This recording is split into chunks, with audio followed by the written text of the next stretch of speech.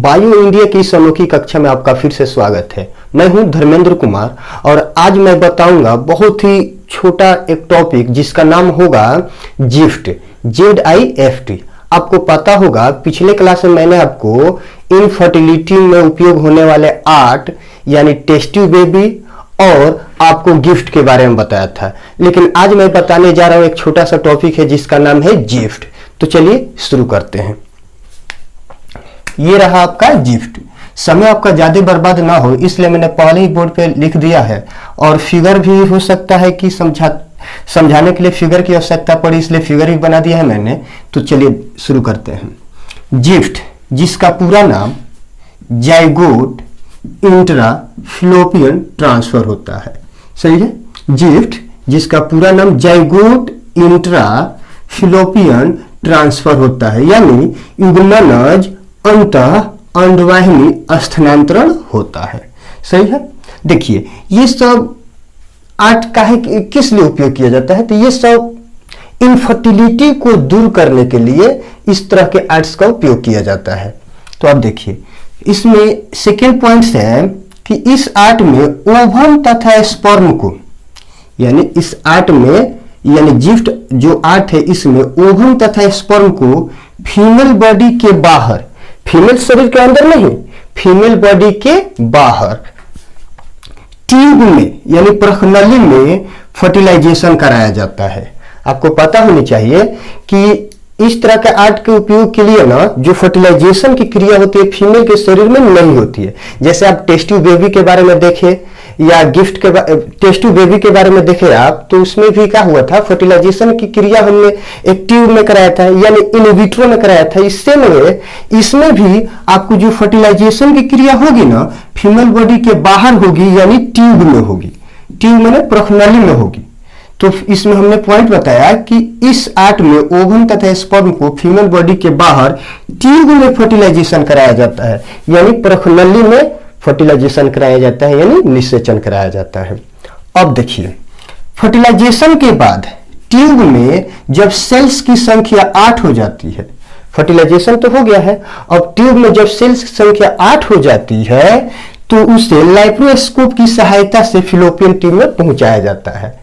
यहाँ पे लैप्रोस्कोप एक यंत्र है, इसकी सहायता से उस 8 सेल्स को किसमें पहुंचाया जाता है जी, तो फीमेल के फिलोपियन ट्यूब में पहुंचाया जाता है। जब इतने प्रोसेस का उपयोग किया जाता है ना, तो इसी प्रोसेस को आप साफ सुथरा शब्दों में आप गिफ्ट कहते हो।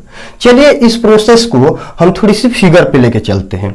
चलिए यहाँ पर देखिए, आपको पता होनी चाहिए कि यहाँ पे एक मेल है और एक फीमेल है, और खास करके इस गिफ्ट का उपयोग उस तरह के मेल के लिए किया जाता है जिस मेल में स्पर्म्स की संख्या यानी शुक्राणुओं की संख्या कम बनती है। अगर मान के चलिए मेल के शरीर में स्पर्म की संख्या कम बनती हो, स्पर्म की संख्या बहुत कम उत्पन्न होती हो, तो दंपति सेक्सुअल इंटरकोर्स किया तो ये तो आपको पता है कि ये है वेजाइना, और ये है आपका फिलोपियन ट्यूब ना जी, और ये है यूटेरस। सही है। और आपका ये हुआ ओवरी। अब देखिए अगर दंपति सेक्सुअल इंटरकोर्स यहाँ पे करेगा और उसके हस्बैंड में स्पर्म की संख्या बहुत कम बनती है, तो इस महीने इस ओवरी से ओवम इस साइड अगर निकला हुआ है, थोड़ी देर मान लेते हैं, स्पर्म की संख्या बहुत कम बनती है, तो स्पर्म हो सकता है कम है और इस दिशा में चला जाए। तो अगर इस दिशा में चला जाएगा तो फर्टिलाइजेशन क्रिया नहीं होगी। अच्छा है, एक और भी बात है, स्पर्म यहां तक जाते जाते जाते जाते यहां तक जाते जाते समाप्त हो जाए, इधर उधर ही नष्ट हो जाए, क्योंकि संख्या तो बहुत कम है, तो इधर उधर ही नष्ट हो जाएगा तो ओवम तक तो पहुंच ही नहीं पाएगा, और जब ओवम तक पहुंच ही नहीं पाएगा तो फर्टिलाइजेशन नहीं होगी।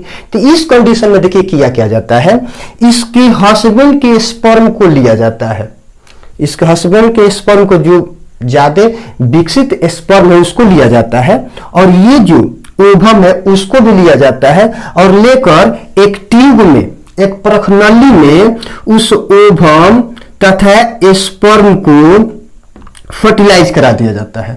और जैसे फर्टिलाइजेशन होती है तो आपको पता है जब मेल तथा फीमेल गैमेट आपस में मिलते हैं तो जाइगोट बनता है। जाइगोट बनने के बाद से सेल की संख्या 2 भागों में विभक्त होती है तो इसको क्लीवेज कहते हैं। 2 से 4, 4 से 8 भागों में विभक्त होती है तो इसको ब्लास्टोमियर कहते हैं। 16 सेल्स में विभक्त होती है तो इसको मोरूला कहते हैं।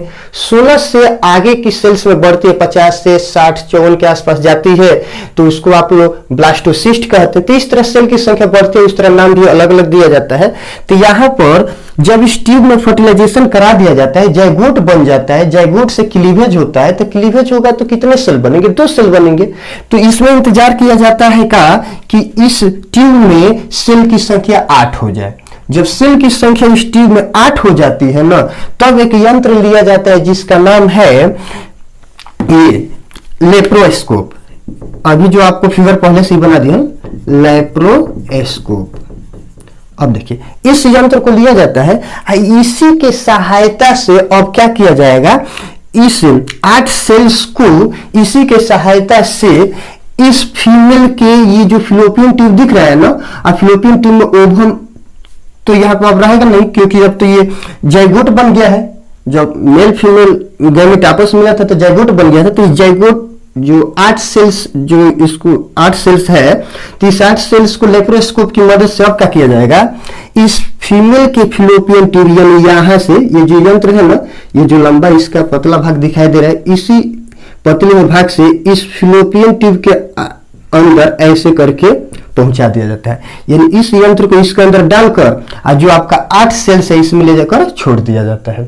जो इसमें छोड़ दिया जाएगा तो 8 सेल्स पे नहीं, वो 8 से अब 16 होगा, मोरूला स्टेज में जाएगा, मोरूला से और आगे के स्टेज में जाएगा। और जब इसमें 1 सप्ताह पूरा हो जाएगा ना, तब आकर इस फीमेल के यूट्रस में, गर्भाशय में इम्प्लांट हो जाएगा। और जब इम्प्लांट होगा तो उस समय ये फीमेल 0 से लेकर 9 महीने के बीच की क्रिया को शुरू करेगी और सामान्य फीमेल की तरह अपने बच्चे को जन्म देगी। तो आपको ये बात सुनने से लग रहा होगा कि हम टेस्ट ट्यूब बेबी वाला ही प्रोसेस बोल रहे हैं। नहीं, देखिए टेस्ट ट्यूब बेबी में हुआ क्या था कि हमने फर्टिलाइजेशन का समय जितने दिन फिलोपियन ट्यूब में लगता है उतने दिन 1 सप्ताह से अधिक 1 सप्ताह तक हमने इस ट्यूब में रखा था। और जब ट्यूब में 1 सप्ताह का समय हो गया था तब एम्ब्रायो को निकाला था, और फिलोपियन ट्यूब में नहीं लग गया था, हमने वेजाइना के माध्यम से सीधे हम यूट्रस के अंदर उसको इम्प्लांट करा दिया था। तो यूट्रस के अंदर इम्प्लांट हुआ था, वहीं से 0 से लेकर 9 महीने के बीच की क्रिया हुई थी और माँ सामान्य महिलाओं की तरह चाहे फीमेल की तरह अपने बच्चे को जन्म दी थी।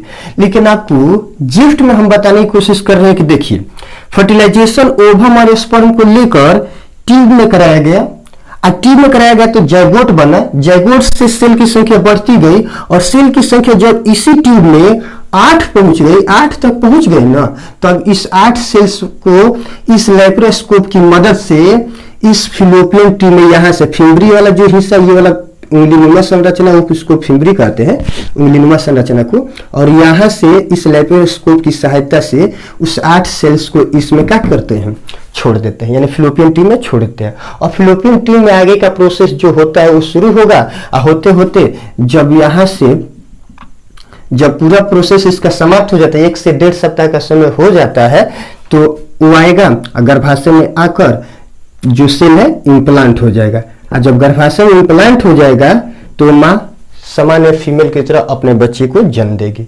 देखिए तो इसी प्रोसेस को नाम दिया जाता है क्या, जिफ्ट, ZIFT। तो फिर से हम आपको एक बार भाषा को पूरा बता दे रहे हैं। जिफ्ट का पूरा नाम जाइगोट इंट्राफिलोपियन ट्रांसफर होता है। इस एक्ट में ओवम तथा स्पर्म को फीमेल बॉडी से बाहर ट्यूब में यानी इसमें फर्टिलाइजेशन कराया जाता है।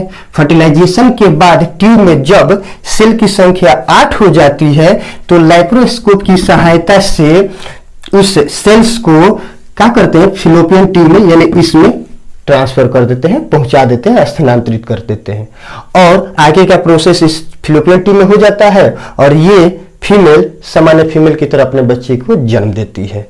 तो यही कहलाता है क्या, जिफ्ट।